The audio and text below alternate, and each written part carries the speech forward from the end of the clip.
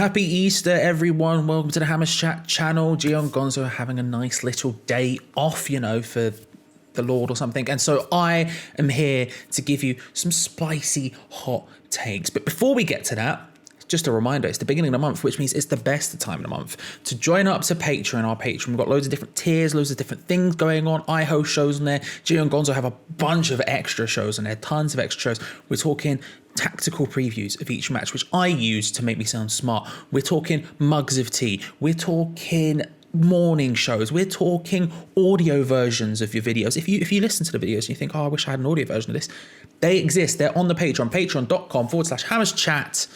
Have a gander, have a look at the tiers. Come get involved if you want to. It's the beginning of the month. It's the best time to do it. The earlier you do it in the month, the more bang for your buck you get. It charges you when you join, it charges you at the beginning of the month. So the earlier you do it, the better it is for you. That's why I'm saying it, just letting you know, a little Easter service for you there. You know what I mean?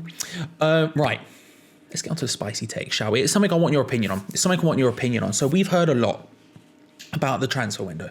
Okay, we're sort of at a stage in the season now where we've been trucking along well enough. We're sort of in a safe enough position. We're not getting relegated, so we can dare to think ahead to the summer. Usually we wouldn't. Usually we'd be like, what are we doing now until summer? We can relax now. We can think about that. And the things we've been hearing are Yarmolenko, Lanzini, Anderson. They're on their way out. They're going. That's the general vibe. That's the general consensus. Now I think one of these players deserves another chance. And this is what I want your opinion on. Am I insane? Am I crazy? I think I am, but we'll get to it.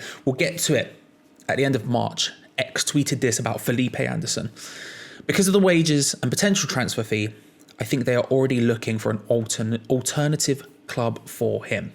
And let's be real, with 1 year left on his contract and the performances specifically in his second season, you can't not understand it. It makes sense, right? It makes sense. However, I'm of the opinion that potentially we should give Felipe Anderson another chance. And here's why. Again, let me know in the comments how you feel. I want to know. If those three are the three we're seeing leaving, right? Let's say the other two leave. Yarmolenko and Lanzini leave. That leaves us actually a lot shorter than I've been thinking we are in those attacking midfield positions, right? That leaves us with Lingard, Bowen, Benrahma and Fornals. So Benrahma and Fornals you'd suspect on the left, Bowen on the right, Lingard down the centre. That's a lot less than we had. At one point, we had an abundance of players in those positions. We had 2 to 3 players in every one of those positions. Now, a lot less likely. And we've been playing 4-2-3-1 a lot more frequently this season than I was expecting anyway. I was expecting us to play with a 4-3-3 or 5 at the back, where it means you only have the 3 up front, 2 wingers and a striker. So playing that 3 behind a striker means there's more competition for those spaces. We need more people in those spaces. And to be honest with you, that's a little bit light, especially on that right-hand side. Bowen by himself, for a guy who's not been hitting the heights of his form of the first season, where have we heard that before, Felipe Anderson? He hasn't been hitting the heights of that first season. That's light. That's light. You need some competition in there. And we have Felipe Anderson just sitting there. But is he right to have the competition? I mean, I'm going to bring stats into it. This is the stats section of the video. I'm sorry in advance if you don't like stats. I'm just putting them out there. Then we can discuss them, right? So let's take his good season first. I've broken it into good season and bad season. I've written them down just because I thought I'd do a little bit of research. It's a Sunday, I'm relaxing, just open up who scored, have a little look. His good season, 9 goals, 4 assists, right? That's our joint top goal scorer. Now, Thomas Souček's obviously on 9. And then 4 assists would put him in joint third, only behind Cresswell and Antonio. But that's over an entire season. So let's look at some per 90 numbers, because I think they're more interesting here. 1.8 key passes would make him the highest in our squad by some distance right now. 2.1 dribbles, that would make him second, incredibly close to Arthur Masuaku. 2.5 tackles, which is an interesting one when you're talking about a David Moyes style winger, like say Fornals, who would play on the left-hand side currently. That would make him joint first with Kufal, and that's significantly far. 2.5 is a lot. I can't stress to you. 2.5 tackles is a lot. Him and Kufal are significantly higher than anyone else. And then 1.1 interceptions. That would make him about 7th behind a lot of defenders. But interestingly, incredibly similar to Pablo Fornals. I think 0.1 off Pablo Fornals. right? Those are very good numbers. Those are very, very good numbers for a wide player, right? And numbers I think you look at and you go, if we can get that out of Felipe Anderson, we're laughing. Those are excellent. But I thought, let's have a look at his bad season, because I think you can't just take one and the other. I mean, I like to focus on the good season because it was more fun for Felipe Anderson, and also because if you're looking at him saying, I think we should give him another chance, it's easy to look at that first season and go, that's it. Let's look at the bad season as well. Numbers obviously significantly worse. He played about half the minutes for context. So he got 1 goal, but he still got 4 assists. Despite his season being very bad. And his per 90, 1 key pass per game, which would make him 6th in the current squad. 2.5 dribbles. They actually went up. His dribbles per 90 went up. And that blitzed him past Arthur Masuaku, which would put him far away in first.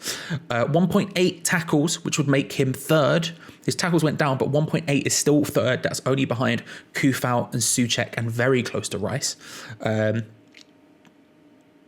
And then 0.9 interceptions, which would put him in 10th. Now, some of those numbers, like for example, the interception 0.9, 10th. 10th, you're thinking, that's nothing special. Man, if you've got a winger, getting 0.9 interceptions in a defense, and this isn't even a defensive squad, this is a Pellegrini team, remember? So he was way up the pitch. 10th isn't bad. That's an okay for one of the 11. That's okay. Those are okay numbers.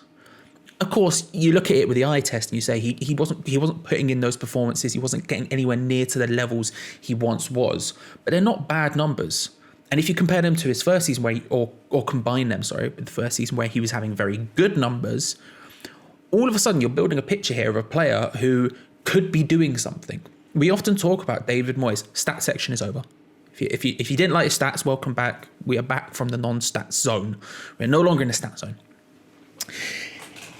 We often talk about David Moyes improving players, right? I've had this conversation a couple of times on Two Spanners, One Hammer, the Hammers Chat, Patreon exclusive podcast made just for you. Hey, patreon.com/Hammers Chat. We often talk about on there, David Moyes has improved quite a few players. He's improved certain numbers of players, You're looking at Issa Diop, who's gotten better. We're looking at Aaron Cresswell, who's gotten better. We're looking at Arthur Masuaku, who's gotten better. We're looking at Mikel Antonio, you could argue, he's probably gotten better. There's a good number of players. I honestly feel like if Felipe Anderson was given a chance under David Moyes, we could see something not akin to that first season.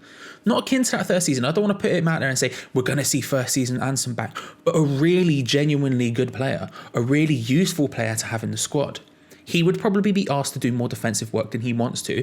His defensive numbers were never bad, and I was always of the opinion that I felt he did more defensive work. He put more defensive work in than the common person would say. Everyone else, the common consensus at West Ham United is the phrase I'm looking for, was that he didn't defend. I felt very differently about it, and the stats say differently as well, but I've always felt differently about that. But there's no lying that he would be asked to defend more often than he would want to under David Moyes. But to be honest with you, I think he could do it. Again, we're looking at those options. Benrahma hasn't hit the ground running, but I equally think he deserves more opportunities in this team. Fornals has obviously got that left-hand side sewn up, I think. In most systems, you'd probably play him there. But Lingard, is he coming back? I hope so. I've included him here because I hope and believe he will be here. Bowen, he's not been in good form this season. I think Felipe Anderson could really provide some good competition for those players, while at the same time potentially becoming worth it. I mean, that's the other argument here. That's the final argument, is that how much is he worth currently, right? Felipe Anderson is going to be 28 in the summer. When he comes back, he's currently 27. He's going to turn 28. He's going to turn 28 in a couple of days, I think. Gio's video earlier in the week, if you haven't seen it, I'll put it, hey, there's a card somewhere. I'll put it in the card. It's going to pop up on your screen. You can click it, watch it if you want. Gio did a tier list where he ranked every West Ham player by their value, or how he perceives their value. And he said in the 11 to 15 million bracket. And I think I would agree with that, 11 to 15 million. So if we're saying 11 to 15 million for someone who's 28, we sell him. Can we buy someone who's capable of doing what Felipe Anderson can do for that price? It's not incredibly likely. It's not incredibly likely. It's not unlikely, but it's not incredibly likely. I would say you might be able to. Now, of course, 15 million in the current climate where we have no money, so we need to sell to buy is obviously very tempting. He's got 100K. He's on like 100 grand a week. He's got 1 year left on his contract. I understand why Felipe Anderson is potentially on the way out. I understand the arguments to lose him. I just think he's potentially worth another shout. If it comes the summer and he's playing in the preseason games and David Moyes is having a look at him, maybe he finds something. I think he could find something he could really like, who could work within his system, could work as one of those three. You could even make an argument for him trying him up front if we're that desperate, you know. I think there's something there. What are your opinions? Let me know in the comment section below. Have I come close to persuading you? Have I given you a little bit of a different perspective? I suspect not, but you know, I gave it a shot. Hope you have a good Easter. Hope you have a good Sunday. I'm going to eat my egg. I can't lie to you. I've eaten it. Gone. It's Lynn. I didn't buy it. I don't have that kind of money. But it was also just on the floor next to me because I'm a savage. I just ate it and then the floor with the... I didn't buy it. I can't afford that. But I hope you had a good time. However you celebrate Easter, I hope you've enjoyed it. And patreon.com/HammersChat. Think about it. Subscribe if you're new around here. Like the video. Come on, you irons. And I will see you next time.